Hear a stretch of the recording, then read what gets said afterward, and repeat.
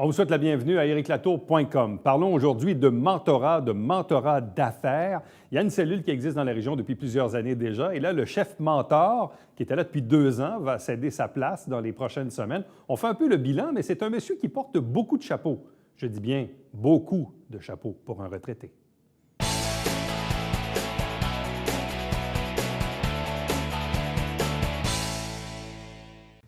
Parlons mentorat d'affaires avec le président sortant, M. Fernand Croisetière. Bonsoir et bienvenue. Bonsoir. C'est une drôle de question, mais est-ce qu'on a parfois l'impression que le mentorat est encore un peu mal connu, même si la cellule ici dans la région existe depuis quand même assez longtemps? Oui, c'est vrai. Ce que tu affirmes, là, on est mal connu. Les gens ont de la difficulté à cerner le rôle entre le mentorat et puis aussi le coaching. Les gens mêlent les deux et puis ils vont mettre ça à n'importe quelle sauce. Puis le mentorat, bien, celle qu'on pratique chez nous avec la cellule de mentorat du Haut-Richelieu, elle est simple. On accompagne les gens, on les écoute, on les guide un peu, mais on est là pour vraiment là, les écouter puis être là près d'eux autres pour les rassurer. Ouais. C'est le rôle. Savoir-être. Travailler avec la personne, travailler un peu le comportement en affaires et puis les orienter là, à la bonne place, là, au bon moment. Puis en même temps, bien, quand tu es en affaires, bien, tu as toujours un moment de panique qui peut arriver. Le téléphone est là, il nous appelle, puis là, on est là pour rassurer. Rassurer les gens, ça, c'est bien important. Quand on est en affaires, puis on se lance en affaires, bien souvent, on est isolé. Puis on ne sait pas à qui se tourner, puis ça prend une écoute active, puis c'est notre rôle. Bon. D'ailleurs, j'ouvre la parenthèse parce que moi-même, je fais partie de la cellule de mentorat depuis presque 2-3 ans. J'ai arrêté de compter. Donc, j'exprime officiellement mon conflit d'intérêts. C'est pour ça que je vais tutoyer Fernand tout au cours de l'entrevue. Mais je trouve ça intéressant parce que là, Fernand, évidemment, tu vas rester membre de la cellule de mentorat. Parce que là, tu as un autre chapeau. Tu as accepté la présidence de la Saint-Vincent-de-Paul. Entre autres, on pourra faire la liste tantôt des activités. Il y en a pas mal, mais de quelle façon es-tu devenu mentor? Bien, en fait, moi, quand j'ai été à la commission scolaire, dans mon ancienne vie, je m'occupais des services éducatifs aux adultes, la formation professionnelle. Puis une de mes tâches là-dedans, c'était de créer là, des partenariats avec Emploi Québec, avec les entreprises qui avaient des besoins de main-d'œuvre. Et nous, bien, on s'occupait de faire de la formation. Et à ce moment-là, un de mes amis, Richard Laforêt, qui était mentor, m'avait dit « Hey, toi, il faudrait que tu viennes avec nous autres. » Puis moi, bien, à l'époque, j'en avais plein les souliers, comme on dit. J'avais dit, garde, moi, quand je serai rendu à la retraite, là, on s'en reparlera. Il y avait un de mes amis aussi, Wasfi Daoud, qui était là, dans la cellule très actif. Il m'en avait parlé, puis moi, je vais réitérer. Je dis, garde, quand je serai rendu là, bien, on fera le saut. Puis là, bien, devine qu'est-ce qui arrive hein, quand tu accroches ton chapeau, là, puis tu dis, je m'en vais à la retraite, bien, le téléphone a sonné. Ça a pris une semaine. Immédiat, là. Ah oui. Bon. Parce que moi, le souvenir le plus lointain que j'ai, s'il est fidèle, parce que je suis un peu plus jeune, quand moi, j'étais élève à la polyvalente Armaresco, Fernand, lui, il avait un chapeau sur la tête. Oui. C'est vrai, hein? Oui. T'es prof cuisinier, là. Oui, mon début de carrière dans l'enseignement, c'est l'enseignement de la cuisine. Ouais. C'est carrément ça, oui. On travaillait à la polyvalente, il y avait l'option cuisine professionnelle. Puis par la suite, on a ouvert ce qu'on appelle la salle à manger, puis on a offert l'option restauration, fait qu'on complétait les deux. Là. Mais enseigner à des futurs cuisiniers, c'est une forme, je comprends qu'il y a du coaching, mais il y a une forme de mentorat là-dedans aussi. Là. Il y a une forme de mentorat. Quand on enseigne, c'est un peu ça, oui. Oui. Puis moi, je dis, le métier de cuisinier, c'est un beau métier. C'est pas facile parce qu'aujourd'hui, vous savez, c'est différent, là, la façon de faire. Puis gagner sa vie dans la restauration comme cuisinier, les restaurants rouvrent 3 puis 4 jours. Tu sais, c'est plus du 7 jours. Ils deviennent entrepreneurs. Oui, puis bien souvent... Chef propriétaire. C'est ça. Fait que c'est toutes ces choses-là qui ont changé, qui ont évolué. Dans mon temps, moi, quand je faisais mon apprentissage, j'avais rien à Saint-Jean. Il fallait aller en ville. Fait que c'est plus le même chose. Au début, moi-même, j'avais cette croyance-là que pour devenir mentor, il fallait être soi-même en affaires. Or, oui, moi, je suis un dirigeant d'entreprise, mais ce n'est pas mon argent, c'est l'argent d'une entreprise qui s'appelle Bell Media. Toi, tu as été enseignant, puis cadre à la commission scolaire, donc tu as dirigé du personnel, tu as géré des budgets, mais ce n'est pas ta propre argent, ce n'est pas ton entreprise. Non. Mais donc, on peut être mentor sans nécessairement avoir eu sa propre entreprise, être à son propre compte. Oui. En tout cas, en ce qui me concerne, moi, j'ai eu la chance de gérer une cuisine. J'ai eu la chance aussi d'être gérant d'un casse-croûte. J'ai eu la chance aussi de faire toutes sortes d'activités qui fait que j'ai diversifié mes compétences. Quand on travaille dans une commission scolaire comme enseignant, bien, on développe on fait des achats, on va gérer un budget, on va gérer après ça de l'apprentissage. Ça, c'était une autre forme de gestion. Mais après ça, quand je suis devenu cadre, bien là, on avait 3 conventions collectives. J'ai géré des conventions collectives. J'ai engagé du personnel. J'ai passé des entrevues. J'ai même congédié des gens aussi, là. Oui. Fait que ça arrive. Et puis, on regarde tout ce bagage-là qu'on va chercher. Oui, ça nous complète, puis ça nous donne des compétences qui fait qu'à un moment donné, bien, on est là. Puis en même temps, quand tu es directeur d'école, bien, tu as aussi à superviser des enseignants, des enseignantes, du personnel professionnel, du personnel de soutien. Et voilà. Tout ce qui vient c'est avec, tout ce qui va avec. Donc, c'est le bagage. Des plans de réussite. Donc, enseignant en cuisine. Après ça, entre autres, directeur à l'école secondaire Marguerite Bourgeois. Oui, Marguerite Bourgeois, 10 ans. Polyvalente, directeur à Polyvalente Rasco pendant 2 ans. 2 ans. Après ça, directeur des services éducatifs. Au quartier général de la commission scolaire. Au quartier en général. haut de la pyramide. Oui, oui. Aux adultes, la formation professionnelle, puis la formation sur mesure en entreprise. Celle-là, je l'ai appréciée parce qu'on a fait des belles choses en région, entre autres le cours de conduite de camion. Ça, si ça marche, là, c'est la commission scolaire avec, dans le temps, le Wasfi Daoud là, qui était là, des conseillers pédagogiques là, qui Francine Dussault, Michel Boulanger, tous des gens qui ont été à l'écoute des besoins du milieu, puis des gens comme Robert Transport, c'est dans notre comté, ça. Siège social est à Rougemont, même si principalement la place d'affaires est à Boucherville, mais Bourassa Transport, on a beaucoup d'entreprises de même. Puis les gens, il fallait qu'ils aillent se former à Saint-Jérôme ou à Québec. Bon, ça n'a pas d'allure. Fait qu'on les a fait venir ici, puis depuis ce temps-là, les camions se promènent ici. C'est des belles réussites, ça. Qui sont ces personnes qui sont dans la cellule de mentorat d'affaires du Haut-Richelieu? Parce que là, on donnait ton exemple ou brièvement le mien, mais qui sont ces autres personnes et quel est leur profil? Bien, je regarde, principalement, c'est des gens qui ont été en affaires. J'en ai qui ont été en restauration. J'en ai qui ont été dans le domaine de l'agriculture. On a à peu près une brochette là, qui est pas mal complète dans à peu près tous les domaines.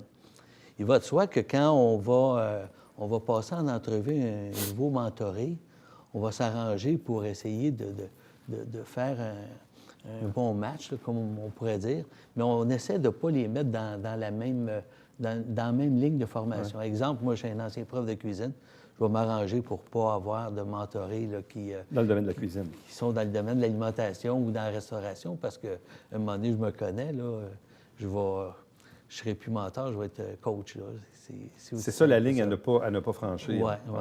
Il faut garder nos distances, puis il faut être objectif aussi là-dedans. D'ailleurs, quand moi je suis arrivé il y a 2-3 ans, je sais qu'une des volontés, mais je pense qu'elle est encore là aujourd'hui, c'était d'une part de rajeunir les mentors. Parce qu'il y avait des gens qui étaient implantés depuis quelques années, puis forcément, le cadran continue de tourner pour tout le monde, donc on vieillit tous. Et aussi d'avoir plus de femmes. Et je pense qu'encore aujourd'hui, ça reste encore un enjeu de rajeunir les mentors et d'avoir peut-être aussi des mentors de sexe féminin. Toujours le principal défi, c'est de renouveler l'équipe. Ça, c'est le principe. Quand j'ai embarqué comme chef mentor, c'était l'objectif que j'avais. On en a des nouveaux, mais par attrition, il y en a qui quittent, il y en a qui vieillissent, il y en a qui ont des problèmes de santé. Et puis, c'est correct aussi. Il y en a qui veulent vivre d'autres défis, d'autres genres d'expériences. À partir de quel âge on peut devenir mentor? Parce que moi-même, je me l'ai posé cette question-là. quand on m'approchait, je disais, ben là, je suis début quarantaine à l'époque, j'ai dit, il me semble que je suis trop jeune pour devenir mentor. À quel moment on peut devenir mentor? Bon, moi, je pense que c'est différent d'une personne à l'autre. Il y en a qui ont une belle maturité, puis ils sont jeunes, ils ont 25-30 ans, puis ils ont déjà leur entreprise.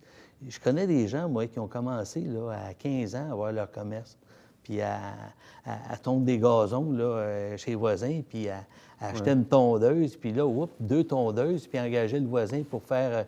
Tu sais, cette personne-là, là, rendue à 25-30 ans, là, ils ont à base des affaires, eux autres. Là.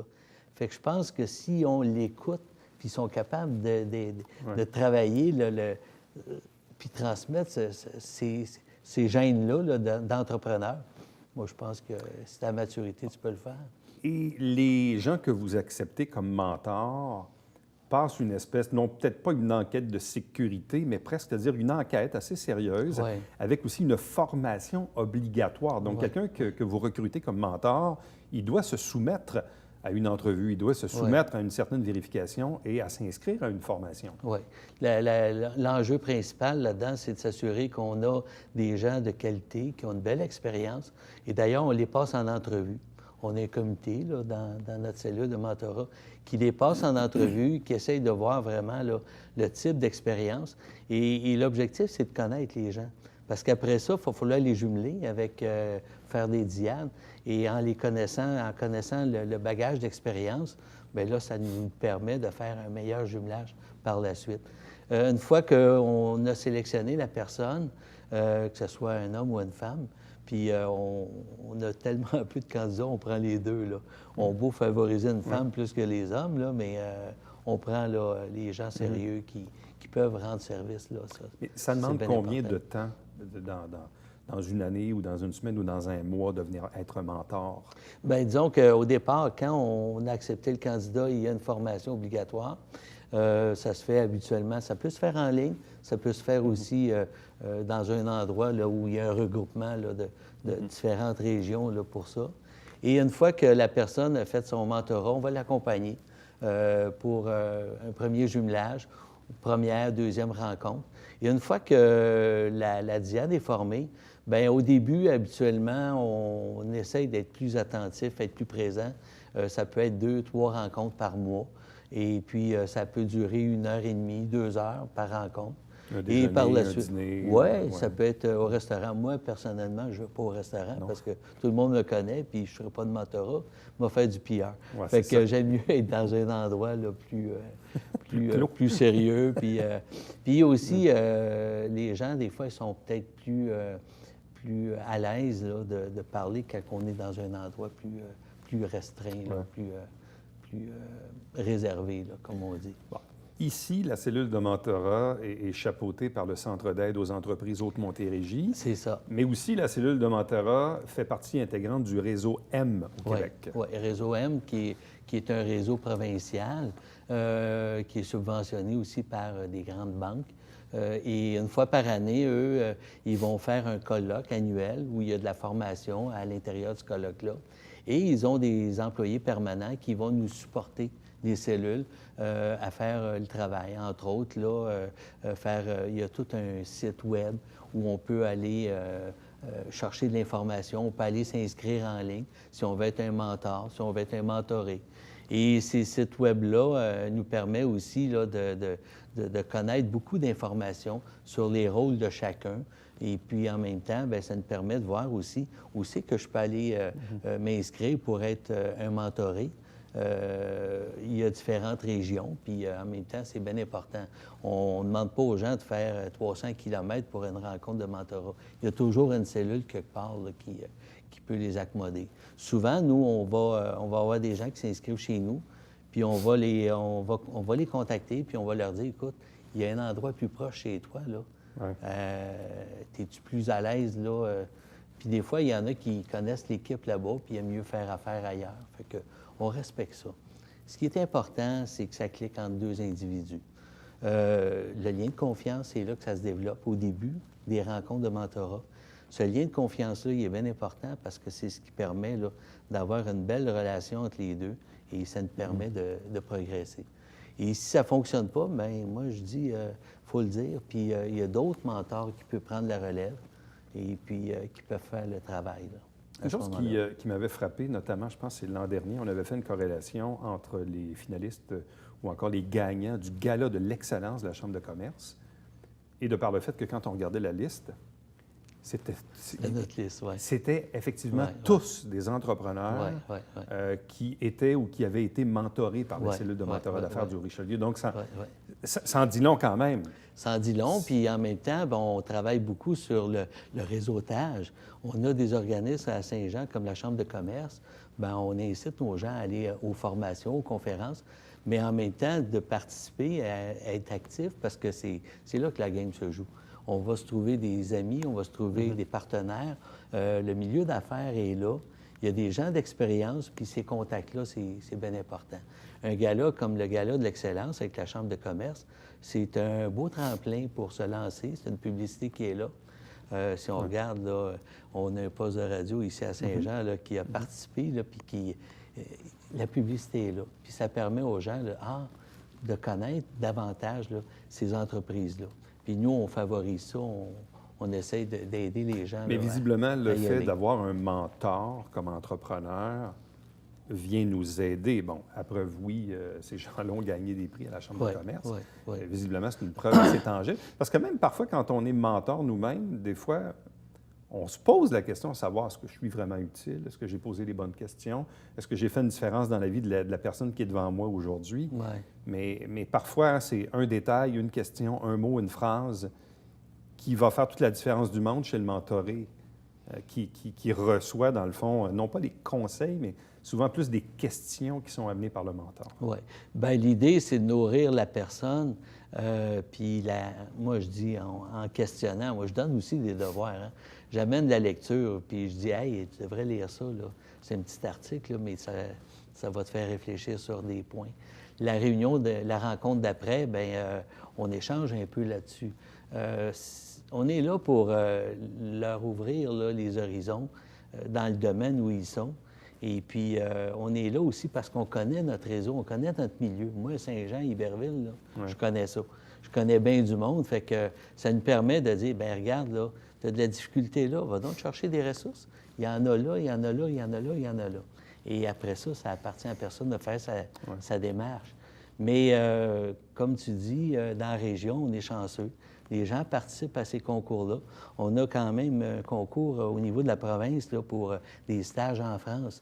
L'an passé, l'an dernier, on a eu 2 candidats qui ont été en France. Moi, j'en avais une, Rosaire en avait une lui aussi. Cette année, on a un, là, Jonathan, qui est allé en... Jonathan Scarfo, qu'on a reçu en entrevue ici. Oui, qui est allé en France. Et qui a fait de la prospection aux Galeries Lafayette avec son entreprise. Rien de moins. Fait que, tu sais, là, ça donne des bons défis, ça. Puis les autres qui regardent aller, ça stimule. Moi, je trouve ça important. Donc, mentor depuis plusieurs années. Chef mentor depuis quoi, là, la dernière année? 2 ans, les 2 dernières années. C'est des mandats de 2 ans. Là, maintenant, redevient mentor parce que d'autres occupations également dans la vie.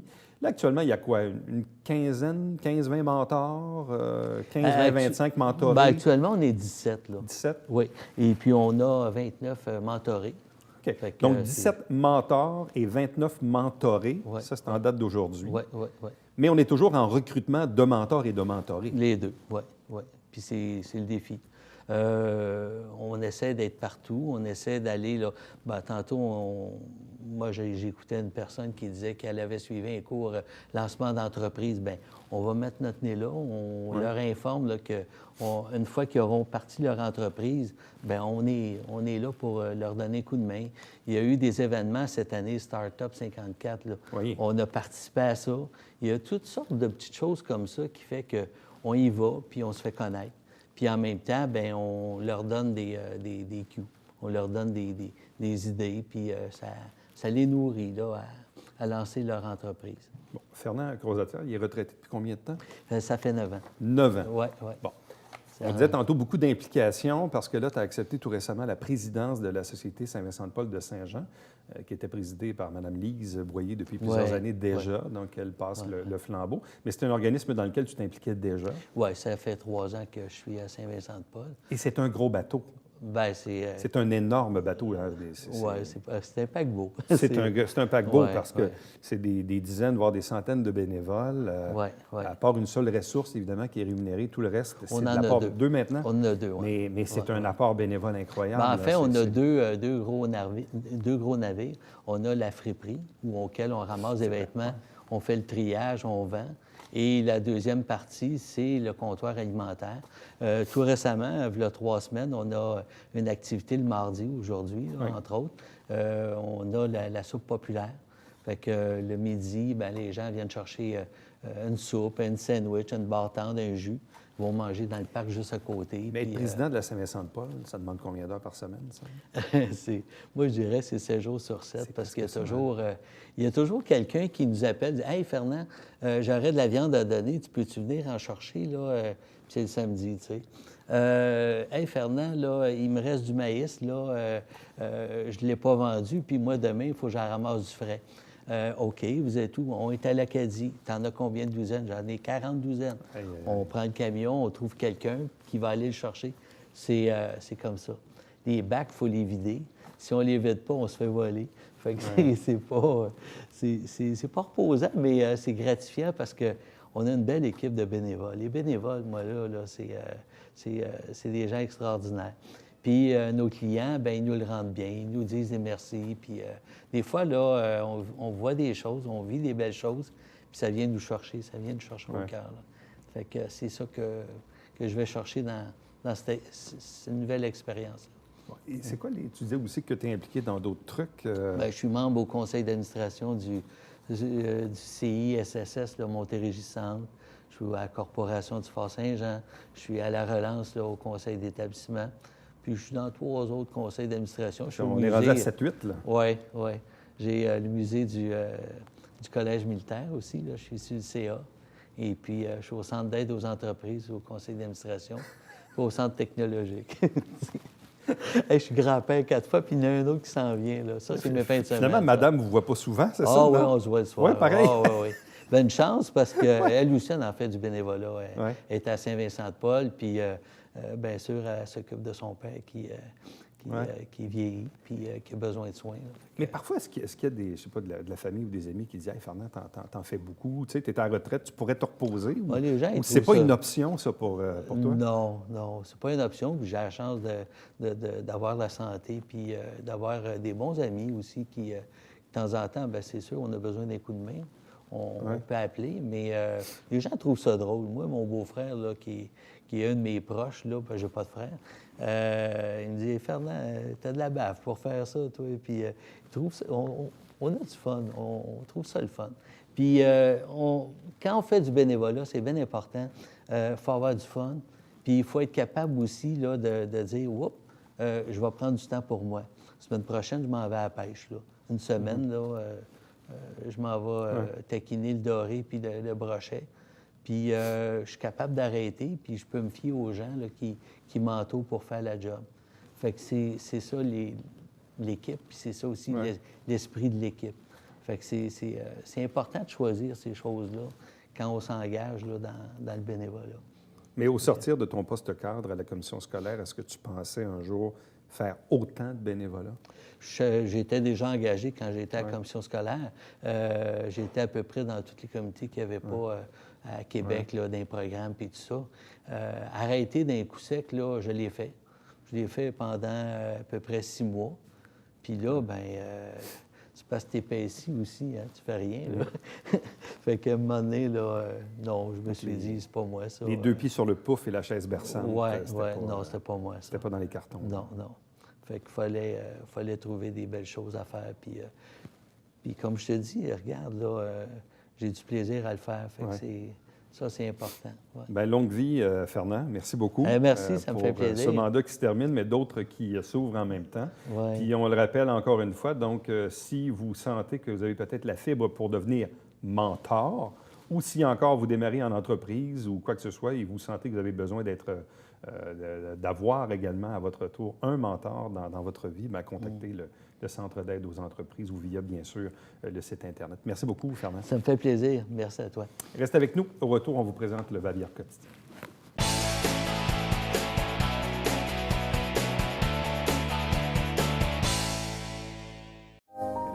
bonjour et bienvenue à la Justice entre nous. Mon nom est Serge.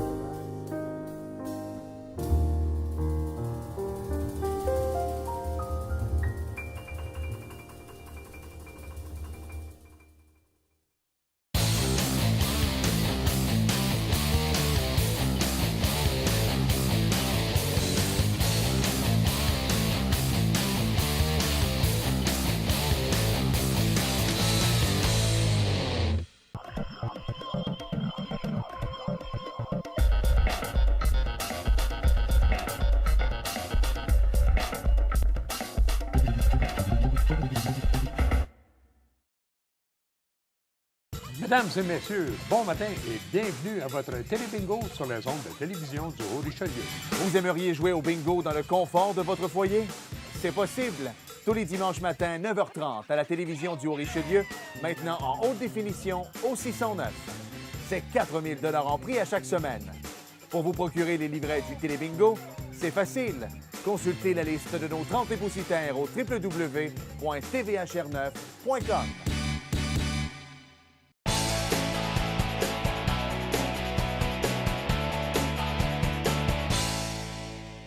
Allez faire un tour au domaine Trinity du côté d'Iberville au cours de l'été. Ça va s'appeler Éphémère été.